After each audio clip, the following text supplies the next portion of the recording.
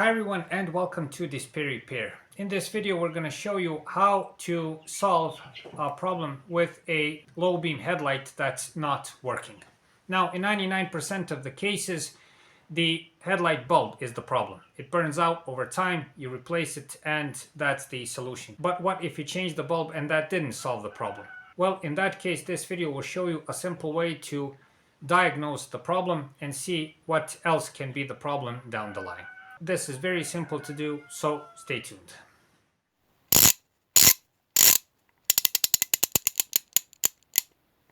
DisplayRepair.com.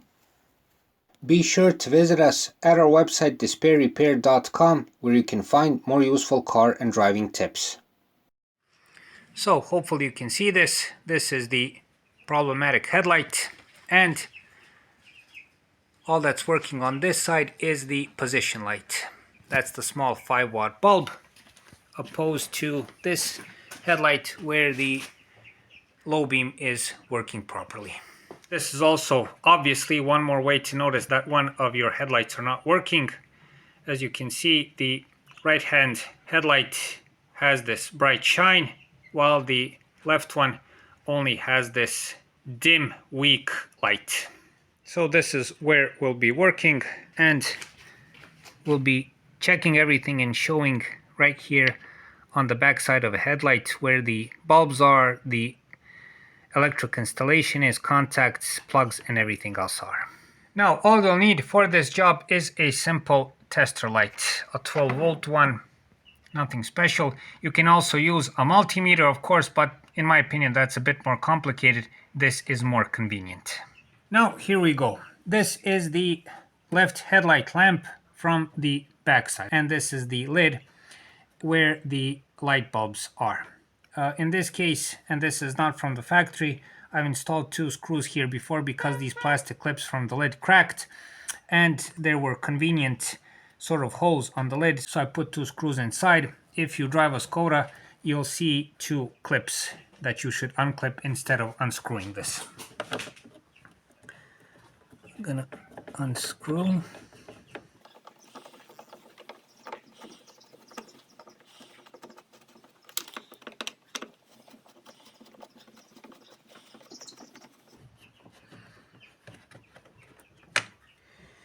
Okay.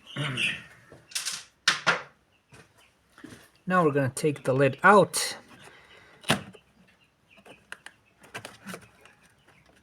Cable here. The cables here, just push them aside.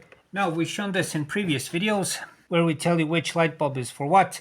Anyway, down here is the 5-watt position bulb. This is the low beam bulb, and this is the high beam bulb. This is the electric system for the height of the headlights. Now take the tester light and check if there is power input to the light. Okay, in this case the light is powered only by 2 cables. There is the plus and of course the minus for the ground.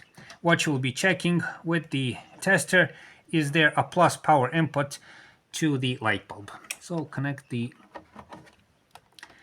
one side of the tester to ground, and there is no power input when the headlight is turned off. So let's turn on the headlight. Be sure when turning on the low beams to always turn on the ignition switch to run. The headlights are turned on, and let's see if there is power input to the light, and there is, as you can see. On the minus there is nothing, that's okay, but there is power input coming to the bulb. Once more, when you turn on the lights, if there is power input, the tester is lit up. When you turn it off, there is no light. And now we come to the main point of this video. So if there is power input to the light bulb, like in this case, in 99% of the cases the light bulb is the problem, and in that case you should take out the light bulb and replace it. What to do if there is no power input to this plug right here? So in that case what would happen, you put the tester right here, the low beam is turned on, and there is no light here. Okay, there is no power input. Well, this is what I would recommend to you. You should start checking from the light bulb onwards. There are a couple of major things that can be a problem. The first thing would be this connector right here. So take it off, as we will later in the video, and check if the contacts are okay. Over time, due to material fatigue, mostly the contacts inside become brittle, the contact is not good, the connector heats up, it may start to burn a bit, and this will cause a weak contact, and the light bulb will not work because of this. Another thing is that there may be a connector to the headlight. There can get water inside or dirt and filth. That can cause the problem. Then there may be a bad fuse. You should check that also.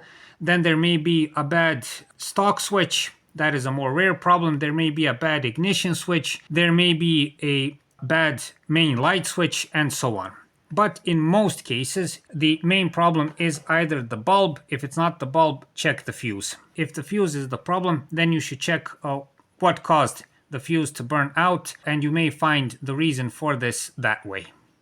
Now, since the problem on the Skoda is the light bulb, we're going to change it with this new light bulb right here. This is an Osram H7 12 volt 55 watt light bulb. I like using these bulbs. They are very long lasting and of good quality. I think they're equally as good as the original ones that come with the car. So let's change it. First, we'll take off this connector. This is what I was talking about. Always check these connections. If you see that they're burnt out or that they don't have a good grip, that could be the cause of a headlight not working. In this case, everything is in perfect condition. On the Skoda, there is this simple patent. You just press this little holder here, push it towards the bulb and downwards, and it opens up like a little gate. You take out the bulb and you can immediately see what the problem was. You see this black stain here. That is a sign that the filament is burnt out. You can also see that the filament is not connected to the stem right here, and obviously the bulb is burnt out. Now we're going to put in the new one. Now this is a pretty old school system. This is a halogen bulb, and if you happen to replace these kinds of bulbs, make sure to always hold the bulb by the contacts down here. Okay, hold it like this. Don't hold the glass part of the bulb, because this can leave greasy stains on the bulb, cause heating up, and the lifespan of the bulb will be seriously damaged, not to mention that the light will not spread properly. So it's best to take it out of the package holding the contacts and then insert it into the headlight. One more important thing you should take care of when changing the bulb is to turn it on the right side. In case of the Skoda, this side goes up when inserting it into the headlight. Why am I mentioning this? On some headlights you can turn it opposite to what it's supposed to be, and if you insert it that way, the beam will not be good. You probably won't see anything. You may blind other participants in traffic, so make sure that this is turned in the right direction. In case of the Skoda, and I think in all the other cars, this should go upwards. So now we're gonna insert it into the headlight socket. We're going to put this holder back into place. Again, just push it a bit towards the bulb. Don't use too much force, and simply hook it back into place like this. Make sure everything sits in properly. The bulb is firmly in place, and after this we'll return the socket and push it firmly in until it clicks like this, and the bulb is replaced. Now we'll turn on the headlights. Make sure to do this before you return the lid.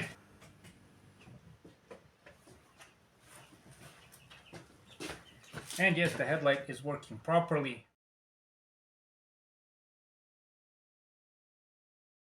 Now to return the lid back into place. When returning these lids, make sure that you don't pinch any wires. Make sure that everything sits in properly, so dust and moist doesn't get into the headlight. Insert these screws back into place. Again, as I mentioned, this is not from the factory. This is something that I made on my own. The plastic clips got brittle over time, cracked, and I solved it this way. Since there were these convenient slots here.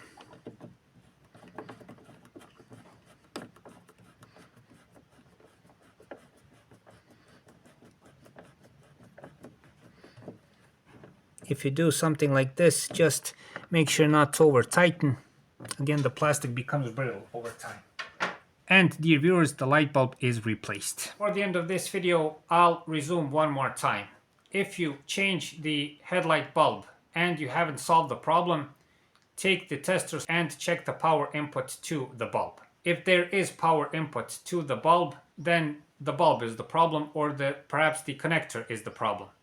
If there is no input, you have to go down the line and search for what the problem is. So what you're essentially doing with the tester is making a cross section into the whole installation and going from one side to the other, if you know what I mean. The next thing I would recommend is checking the fuses. Find what the fuse is, check it. We've made a separate video on this topic. Check the fuse.